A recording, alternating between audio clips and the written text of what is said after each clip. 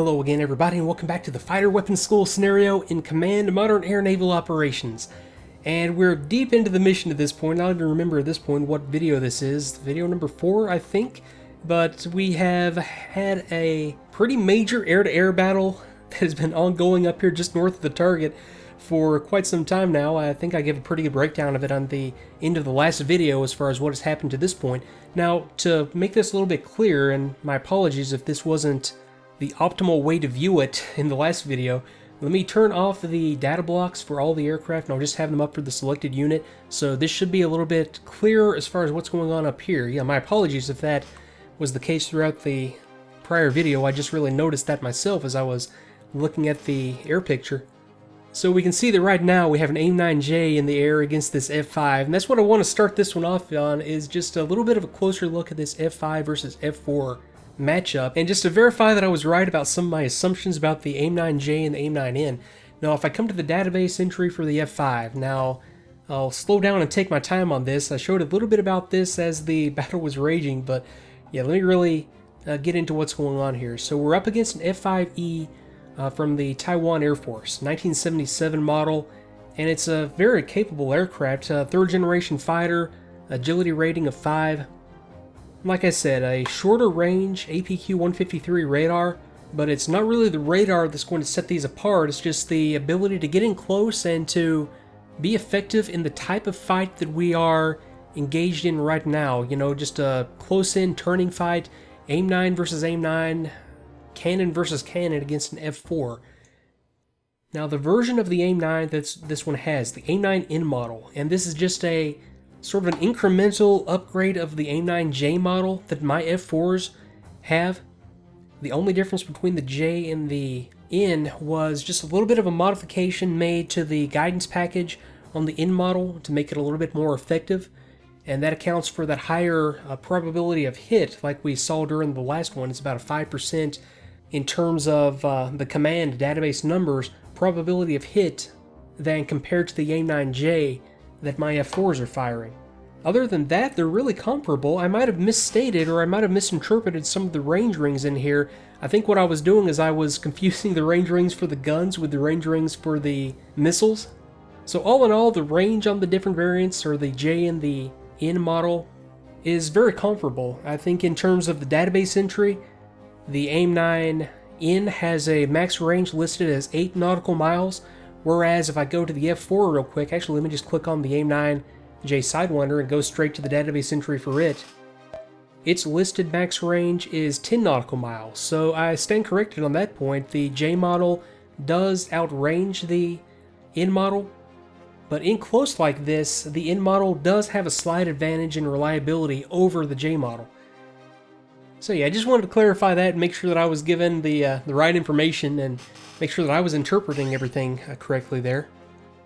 Okay, and so to recap on the overall air picture as it stands right now, I'll start from the bottom. I have Blackjack 2 coming in. This is going to be a strike package, dropping some laser-guided bombs on some aircraft revetment targets, and in fact, I've got the radar on right now. I was considering just then turning off the radar to make these go silent again, but these guys have already popped up to medium altitude, 12,000 feet, which is the altitude that they're going to be working at as they drop the laser-guided bombs.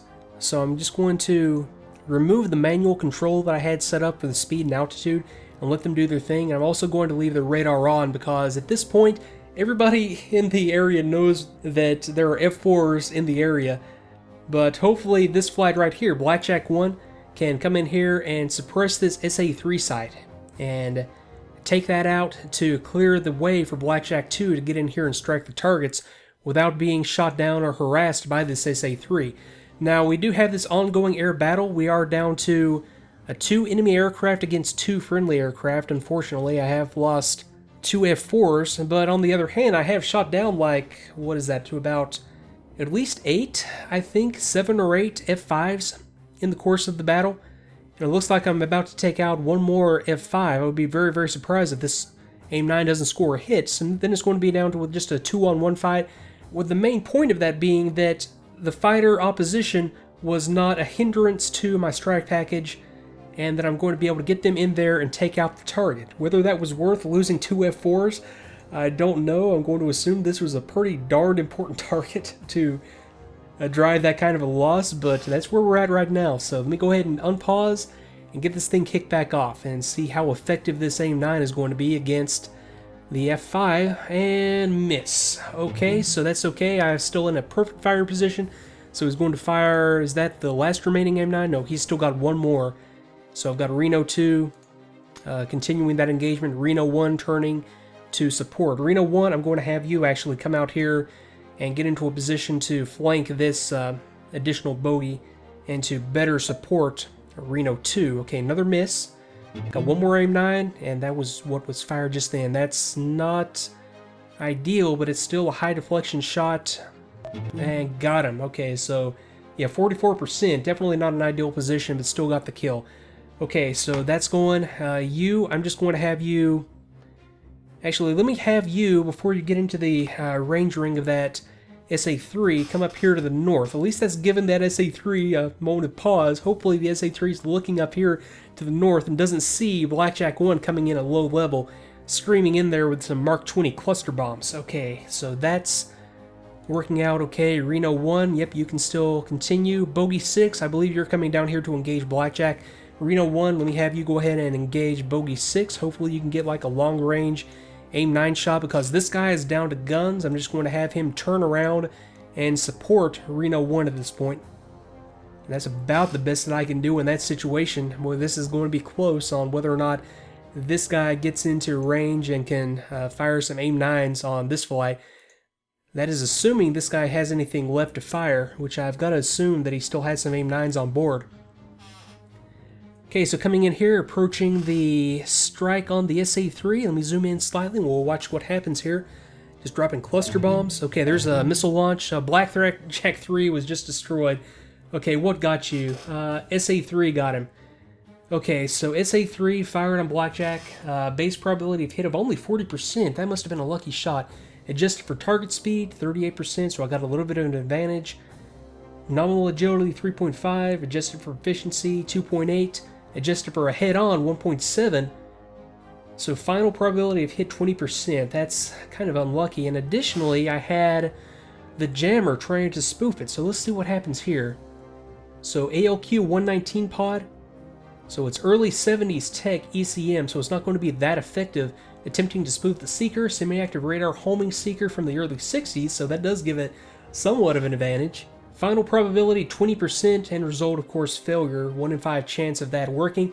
They also dropped some chaff, and that had a final probability of spoofing it of 35%, and that was a failure. So it looks like it had like 2 opportunities just to completely spoof the missile, and since we didn't spoof it, then it just went into this whole evaluation of the situation, and it was just a 1 in 5 shot, and I'm down to 1 seat aircraft going against an SA-3. And I'm liking my chances less and less as we go. So let me go ahead and close and resume. And come on, Blackjack. Let's make something happen here. Okay, should be coming in and releasing right about now. Okay, CBU's away. And I've got to rely on this one doing some good. Those were all the CBUs that were loaded, dropped on that one pass. So if that didn't do the trick, then nothing will. Let me go ahead and just get, yeah, Blackjack 1, you just get out of the area. In fact, Blackjack 1...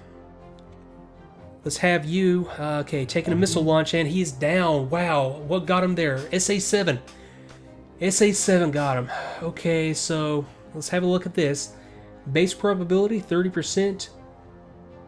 And based on the geometry of that, it ended up with a final probability of 46%. And yeah, and that makes sense. That was just an ideal setup for an SA-7. SA-7 is a... And boy, wouldn't it be nice if you could go to the database entries by clicking up here in the message log? I can do the second best thing. I can and copy this and go back up to the database viewer.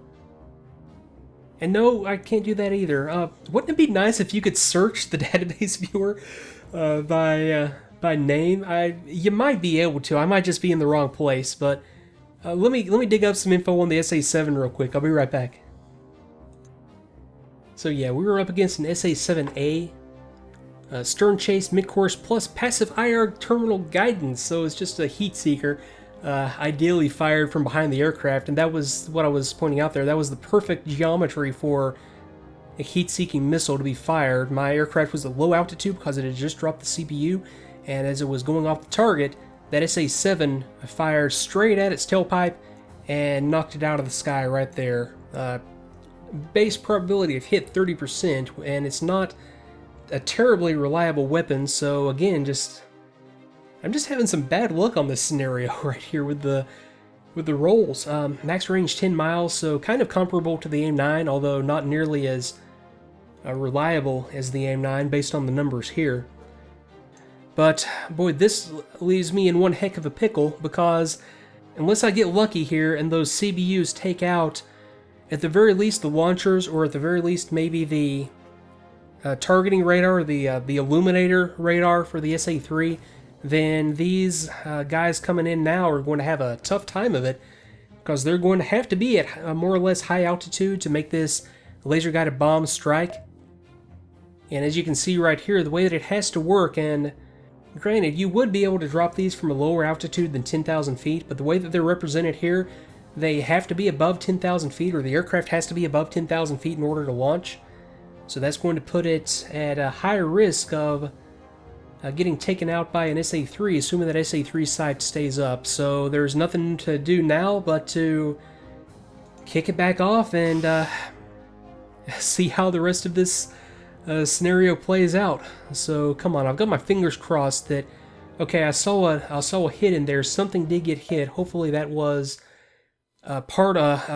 important component of the SA-3 sight that went down there, and I've got a visual ID on the F5 Tiger by this guy, so we're getting into the merge from Reno. Let me go ahead and delete this waypoint and just let the AI take over the rest of the engagement for both these aircraft.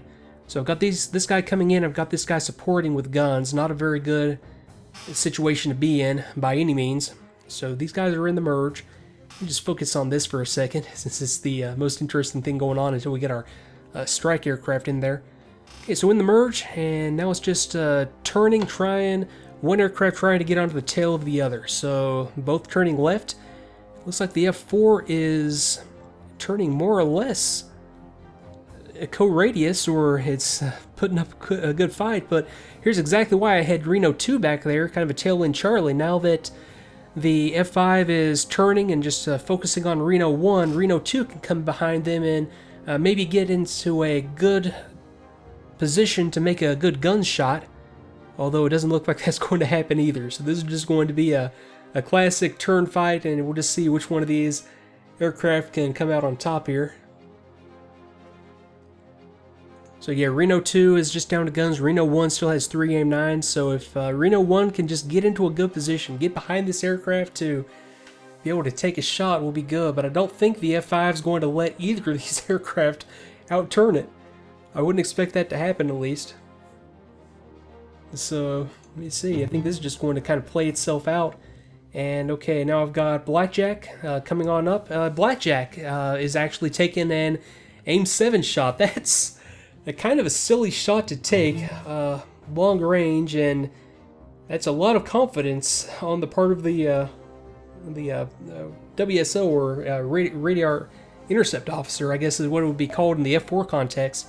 Silly shot to take at that long range, and with friendlies in the area, and yeah, they're pressing on with their strike. I think the pilot said, what are you thinking? And just had him break lock, and the missiles just lost guidance and destructed.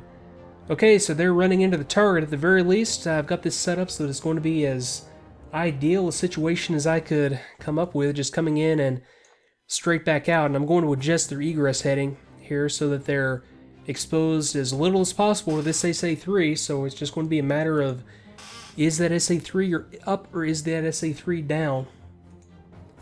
As my F4s continue to futilely try to turn with an F5.